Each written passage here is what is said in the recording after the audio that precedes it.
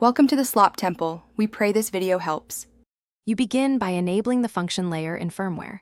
Flash or enable via so the keyboard recognizes a secondary layer. Press and hold the layer or FN key now.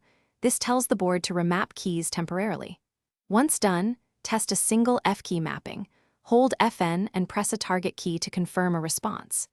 Make sure to keep a backup layout file before changing anything, because reverting is far easier than troubleshooting unexpected mappings.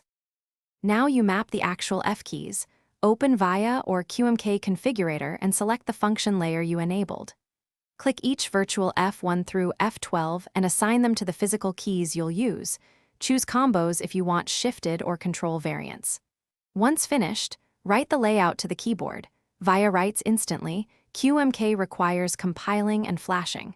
Because you want consistency, test each mapped F key while holding FN to ensure the right signal is sent, and adjust timing if keys feel too sticky.